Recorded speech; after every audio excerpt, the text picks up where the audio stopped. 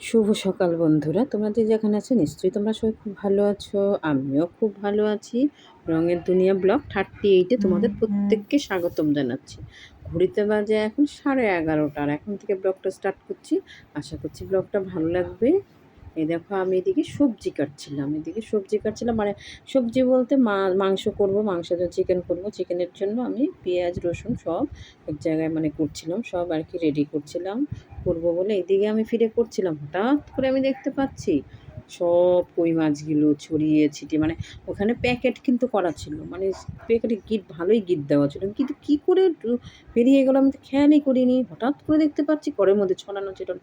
আর মাছগুলো এতটাই জ্যান্ত ছিল, মাছগুলো আমি প্রত্যেকটা মাছ, মানে আমি মাছগুলো মনে হয় উঠাতে পারছি না। আমি দেখে মানে কী করে বুঝতে পারছিলাম না, মানে আমি তাড়াতাড়ি ছুটে গিয়ে আগে গিয়ে আমি আর কি ভিডিওটা করলাম তোমাদের দেখানোর জন্য। আর আমার মাছগুলো এত লাফালাফি করছিল, পুরো আমার মুখে টুকে সমানে ছিটে টিটে এসছে, মানে পুরো মুখটুক ভর্তি হয়ে গেছিলো। তা কী করবো আর বলো। তারপরে আমি আবার না প্যাকেটে ঢোকাবো, প্রত্যেকটা মাছ জ্যান্ত, এত জ্যান্ত না আমি ধরে তুলতে পারছি না। তারপর না আমি ওই বাটিটার মধ্যে নিয়ে নিয়েছিলাম, বাটিটার থেকে না আমি পলিব্যাগটার মধ্যে নিয়ে নিচ্ছি, নিয়ে না ভালো করে গিট মেরে নিচ্ছি। গিট মেরে না আমি রেখে দেবো, কারণ মাছটা তো আমি এখন কাটতে পারবো না, কারণ আমার এখন ওদিকে পাবদা মাছ নিয়ে এসছে, পাবদা মাছ এনেছে, চিংড়ি মাছ নিয়ে এসছে, আর হলো কই মাছ নিয়ে এসেছে। 3 রকম মাছ আমি কাটবো, পরে কাটবো, এখন কাটার সময় নেই। আর সাথী যেহেতু বাড়িতে নেই আজকে, আর সাথী বাড়িতে থাকলে আমি রান্না করলে সাথী কেটে দিত, আর সাথী রান্না করলে আমি কেটে দিতাম, এরকম আর কি। যাই হোক, তো এখন আমার দেওর আমাকে জিজ্ঞেস করছিল যে বৌদি বাজার থেকে কি মাছ আনবো। তাই আমি বলছি নিয়ে এসো, কালকে তো দীপিকার স্কুল খোলা, কালকে তো আর ওর মধ্যে আবার চাপটা হয়ে যাবে বেশি। এদিকে সকালবেলা রান্না টান্না করে বড় মেয়ে বেরোবে, 2 দেওর বেরোবে, ওদেরকে সবাইকে টিফিন টিফিন করে দিয়ে তারপরে আবার ছোটো মেয়েকে নিয়ে স্কুলে বেরোতে হবে। সেই কারণে আমি ভাবলাম যে আজকে মাছটা নিয়ে আসলে কি হবে, আমার একটু দেরি হবে, একটু কষ্টটা বেশি হবে, হলে পরেও আমার কাজটা হয়ে যাবে, কাজটা আমি শেষ করতে পারবো, মানে কাজটা করে রাখলে আমি একটু শান্তি পাবো। সেই কারণেই আমি ভাবলাম কি তাহলে মাছ নিয়ে এসো। আর সবজি কিছু ছিল ফ্রিজে, বেশি সবজি আনেনি, শসা নিয়ে এসেছে, বেগুন নিয়ে এসেছে, আর নোটে শাকটা আগের ছিল ফ্রিজে, সাথে আবার বেছে গুছিয়ে রেখে দিয়েছিল, মানে শনিবার দিন নিয়ে এসেছিলো। সেইগুলো আমি আবার সকালবেলায় কেটে নিয়েছিলাম, মানে আমি পরপর কাজগুলো করে নিচ্ছি। আমার 2 দেওর বেরিয়ে যাওয়ার পরে এবার আমি ওদেরকে, একজন ভাত খেয়ে গেছে, একজন রুটি খেয়েছে। আর আজকে যেহেতু রবিবার, আমার বড় মেয়ে আজকে বাড়িতে আছে, ওর অফিস ছিল না। আর আমি আলুটা না সিদ্ধ করে নিয়েছিলাম, আলুটা দেখো একদম ভালো, একদম একদম নরম তুলতুলে, একদম কোনোটা গলেও গেছে।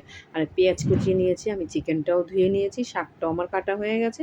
আর 3 পিস বেগুন কেটে নিয়েছি, ভাজবো। আর নোটে শাকটা আমি বেগুন দিয়ে করবো। আর ওদিকে মাংসের জন্য আমি মানে আদা রসুন সমস্ত একটু রেডি করে, মানে পুরোপুরি আমার রান্না, আমি কী রান্না করব। আর এই মুসুরির ডালটা আমি ভিজিয়ে রেখেছিলাম সকালবেলা, এটা নিয়ে না আমি আজকে বড়া করব। আমার না খুব ইচ্ছে করছে বেশ পেঁয়াজ দিয়ে গরম গরম বড়াতে মুড়ি দিয়ে খেতে কিন্তু বেশ ভালো লাগে। তাই এবার মেয়েরা তো কেউ ওঠেনি, আর ওদিকে আমি বেগুনটাকে হলুদ আর নুন মেখে নিয়েছিলাম, ওই প্লেটের সমেত এটাকে দিয়ে দিলাম। 3 পিস বেগুন ভেজে নিই। আর আমি আজকে নিজের জন্য ডিম কিছু করবো না, ডিম আর সবসময় ভালো লাগে না খেতে। তাই আমি ভাবলাম এক কাজ করি, তাহলে আমি বড়াটা করার জন্য আমি করে নিই আর কি, মিক্সির মধ্যে আমি ডালটাকে পেস্ট করে নিই। এর জন্য আমি নিয়ে নিচ্ছি ডালটা পেস্ট করার জন্য। ডালটা আমি পুরোটা দিয়েও দিলাম। এই দেখো আমার পুরো ডালটা আমার দেওয়া হয়ে গেছে। এবার আমি পেস্ট করে নিই, আর 4-5টা কাঁচা লঙ্কাও দিয়ে দিলাম।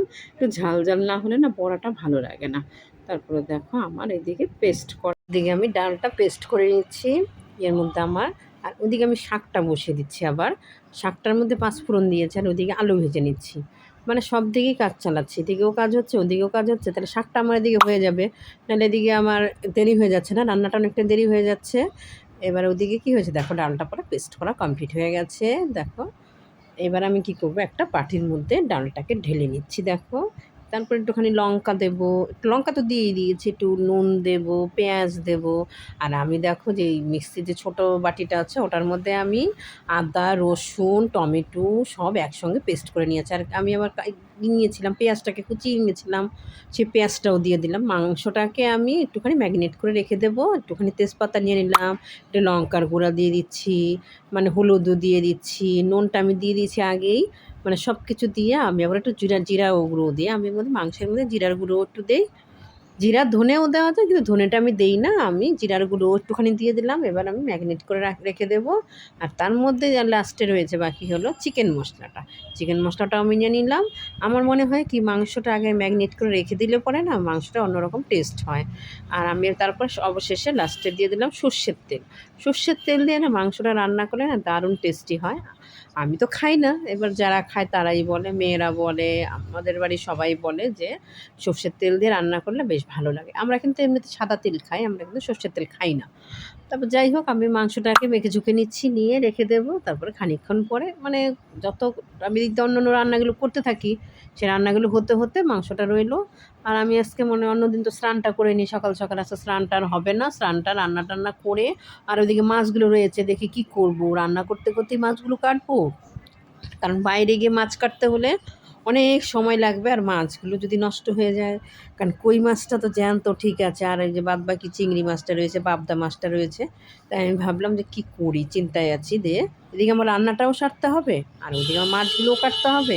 তার মানে আমি বড়াগুলো করার জন্য দেখো বড়ার মধ্যে পেঁয়াজটা নিয়ে নিচ্ছি। যে পেঁয়াজটা আমি মাংসের জন্য একটু বেশি করে কুচিয়েছিলাম, সেখান থেকে পেঁয়াজটা নিয়ে নিলাম। একটুখানি কালো জিরে দিয়ে দিলাম, আর একটুখানি নুন নিয়ে নিচ্ছি। ওদিকে মাংসটা আমি কিন্তু মাংসটা ম্যাগনেট করে রেখে দিয়েছি। আর ওদিকে আমি আবার বড়াটা করার জন্য, ডালের বড়াটা করার জন্য, এবার ডালের বড়াটা করলে না বেশ ভালো লাগে, পেঁয়াজের মতন লাগে। আমার কাছে তো খুবই ভালো লাগে, জানি না বন্ধুরা তোমাদের কাছে কীরকম লাগে। তারপর তো ওই দিকে দেখো, এই দেখো দুই দিকে কমপ্লিট। আর ওই দিকে দেখো আমি শাকটা করছিলাম, শাকটা দেখো আমার পুরো অনেকটা মজে গেছে। অল্প একটু জল দিয়েছিলাম, জল কিন্তু খুব একটা বেশি দেইনি। আর ওইদিকে চা হচ্ছে, কিন্তু বেলা কিন্তু অনেক হয়ে গেছে, 12:30 বাজে। কিন্তু কী করার কিছুই না, এক হাতে কাজ করছি না, কাজ করতে ওই যে বলে না লোকে, আছে মানুষ আছে কাজ, নাই মানুষ নাই কাজ। লোক থাকলেই কাজের দরকার হয়, কেউ থাকলে পরে কাজটা তাড়াতাড়ি হয়ে যায়, একা একা কাজ করলে কাজটা একটু দেরি হয়, আর কিছুই না। তারপর দেখো আমার চাটা হয়ে গেছে, চাটাকে আমি নামিয়ে নিচ্ছি।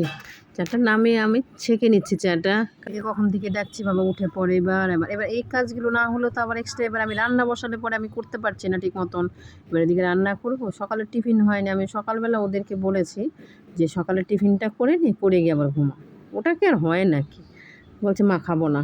তা আমি ঠিক আছে, তাহলে আমি চা বানাই, চাটা বানিয়ে নিই। চাটা হয়ে গেছে, সবাইকে চা দেবো। আর ওইদিকে আমি দেখো একটা করে বড়াগুলো দিয়ে দিচ্ছি। তারপরে দেখো মাছগুলো রয়েছে, পাবদা মাছ, চিংড়ি মাছ, আর এই দেখো কই মাছ। কই মাছগুলো এত লাফাচ্ছিল, বেচারা আমার ক্লান্ত হয়ে গেছে, আর অনেকটা বেলাও তো হয়ে গেছে না। এবার আমি ভাবছি তাহলে মাছগুলো আমি কীভাবে কাটবো, মাছগুলো কাটার চিন্তা করছি আমি। মাছগুলো তো আমাকে কাটতে হবে, এদিকে রান্নাটাও করতে হবে। আর ওদিকে তো মাংসটা আমি চিকেনটা বসিয়ে দিয়েছিলাম, এদিকে চিকেনটা দিকটা আস্তে আস্তে হোক। এবার চিকেনটা বসিয়ে আমি ভাবছি এই দিকটা কি দাঁড়িয়ে দাঁড়িয়ে কি চিংড়ি মাছটা কেটে নেবো, আমি কীভাবে করবো বুঝতে পারছি না। মানে আমি কী বলো তো, আমি বাইরে গিয়ে মাছটা বেশিরভাগ সময় তো কাটি, ঘরে মাছ খুব একটা আমি কাটি না। এবার শীতকাল হলে যখন হয়তো বা খুব শীত থাকে, ঠান্ডার মধ্যে বাইরে গিয়ে মাছ কাটবো, তখন হয়তো বা আমি ঘরে কাটি। কারণ মাছটা ঘরে কাটলে একটা আস্তে গন্ধ হয়ে যায়, যতই মুছি না কেন মনে হয়। কিন্তু আমার সময়ের দরকার, সময়ের জন্য আমি সময়টাকে কী করে মেকআপ করবো সেইটাই। ওদিকে মাংসটা আমার হচ্ছে, ওদিকে আমি ঢাকা দিয়ে দিয়েছি চিকেনটা। আর এই দিকে আবার আমি ভাতটা দেখে নিলাম, কারণ আরেকটুখানি হলে পরেই ভাতটা আমার হয়ে যাবে, কারণ বেশিটাই হয়ে এসছে। আর ওইদিকে আমি এবার দেখো চিংড়ি মাছটা ওই বাটিটার মধ্যে নিয়ে নিয়েছি, ধুয়ে টুয়ে নিয়ে ওই সাইডে বেসিংয়ের সামনে দাঁড়িয়ে ওদিকে রান্না, ওইদিকে মাংস হচ্ছে, এদিকে চিকেনটা হচ্ছে, আর এইদিকে হলো ভাত হচ্ছে, দুদিকে দুটো হয়ে যাচ্ছে। আর ওইদিকে আমি দাঁড়িয়ে আবার কী করছি, চিংড়ি মাছটা ছাড়িয়ে নিচ্ছি। তাহলে আমার দুই দিকে হয়ে যাবে, যখন আমি একটু নাড়াচাড়া দেবো হাতটা একটু ধুয়ে নেবো। আর কী করবো বলো, মা দুর্গার কাছে আমি করতে হবে, আমাকে অ্যাপ্লাই করতে হবে 10 হাতের জন্য। তাহলে যদি মা দুর্গা আমাকে 10 হাত দেয়, তাহলে আমি 10 হাত দিয়ে কাজ করবো। কারণ 2 হাতে হচ্ছে না, 2 হাতে সব দিকে ম্যানেজ করতে পারছি না, কী করবো বলো তো বন্ধুরা। তারপর দেখো আমি আবার মাছটা মানে খোসা ছাড়াতে আমি আবার হাতটা ধুয়ে নিলাম। ধুয়ে আমি কি মনে হচ্ছে এইবার ভাতটা মনে হয়ে গেছে আমার।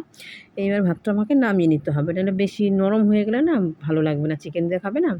তারপর তো দেখো আমি ওই দিকের আমি আবার চিকেনটা আবার নেড়েও নিচ্ছি, একটু নেড়ে চেড়ে নিই, কারণ আস্তে আস্তে হচ্ছে তো। আর চিকেনটা আমি কষা করবো, চিকেনটায় আমি জল দেবো না, ওই জন্য আস্তে হোক। তারপর তো আমি পাবদা মাছটাও কেটে নিয়েছিলাম, আর পাবদা মাছটা কাটতে তার বেশি সময় লাগে না। আর ওই দিকে দেখো আমার চিকেনটা কিন্তু প্রায় হয়ে এসছে, দেখো বেশ। আর ওইদিকে দেখো আমি নিচে আবার এই যে ছাই নিয়ে এসেছিলাম, যে আমরা যে শীতকালে যে গরম জল করি না, সেই ওই উনানের ছাই ওই দিয়ে আমি এই মাছটা, কই মাছটা কাটার জন্য আমি এখানে নিচে বসেছি, কাটছিলামও। কেটে কেটে আবার হাত ধুয়ে ধুয়ে আবার ওই করে দাঁড়িয়ে দাঁড়িয়ে মানে একবার উপরে উঠছি, একবারই করছি, মানে হাত ধুচ্ছি, কারণ বাইরে গেলে তো আর সেটা হবে না, বাইরে গিয়ে তো আর সেইভাবে আমি করতে পারবো না। ওইদিকে রান্না হচ্ছে আমার, ওটা ভাতটা কিন্তু হয়ে গেছে এমনি, মার ঝোড়া হয়ে গেছে, আমি এমনি হাঁড়িটা ওইখানে সাইডে রেখে দিয়েছি। তারপর দেখো আমি এক এক করে এরকম করতে করতে করতে করতে আমার মাছ প্রায় কাটা শেষের দিকে, আর কয়েকটা মাছ রয়েছে, মাছগুলো আমি, আর কই মাছ তো তোমরা সবাই জানো মাছ কাটতে সময় লাগে।